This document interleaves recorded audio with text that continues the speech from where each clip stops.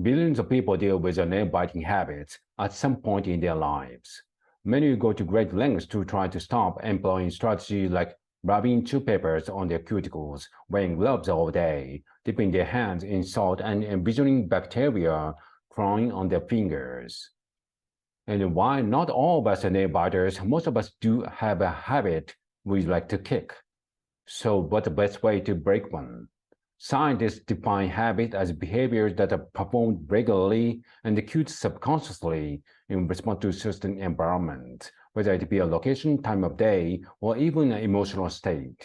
They can include simple action, like picking your hair when stressed, but also more complex practices ingrained in daily routines, like staying up late or brewing your coffee in the morning.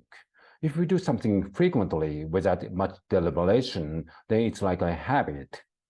They form because at some point your brain learns that the behavior is beneficial. Let's say after opening a stressful email, you bite your nails. This is rewarding as it's enough to focus your attention, curbing your email-fueled anxiety. Within your brain, positive experiences can trigger the release of dopamine, a neurotransmitter that mediates feelings of pleasure. Dopamine is also a driver of neuroplasticity, meaning it can change how your neurons wire and fire. Your brain builds connections that link the reward with the behavior, driving you to repeat it.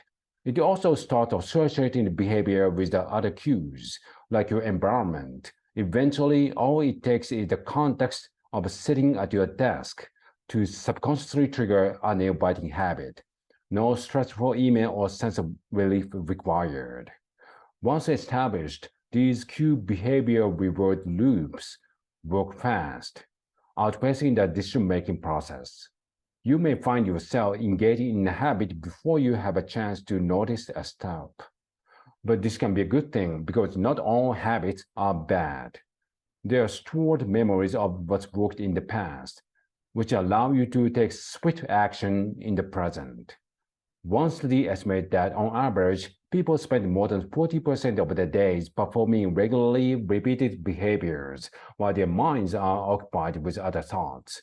A seemingly automated morning routine, for example, saves you both time and precious mental energy. Still, many people have habits that no longer serve them. Yet research showed that intention alone often fail to lead to long-term behavior change. This isn't to say you can't break a habit, rather by understanding the base of habit, you can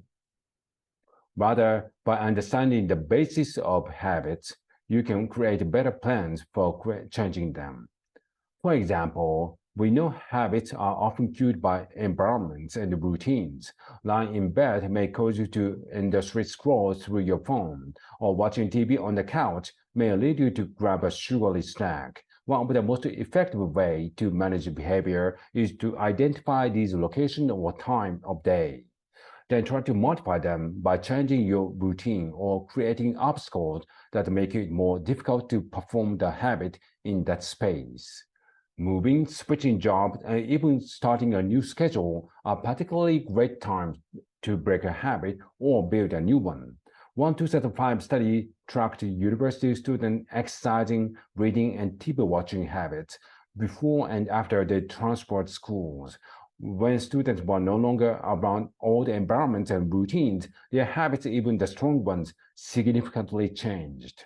For behaviors like nail biting or hair pulling, a practice called habit reversal training can be helpful. Developed by psychologists in the 1970s, the aim is to change a habit by replacing it with another one that's less detrimental.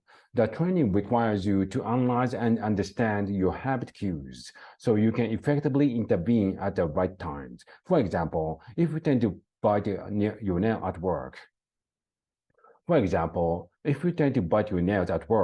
preemptively keep your fidget toy at your desk. Then, if stressful emails come in, use a toy when you feel the urge to bite your nail.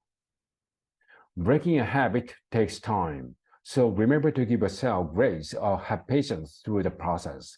And while many focus on the bad habits, it also worth celebrating the good ones. that help us move swiftly and successfully through our daily routines.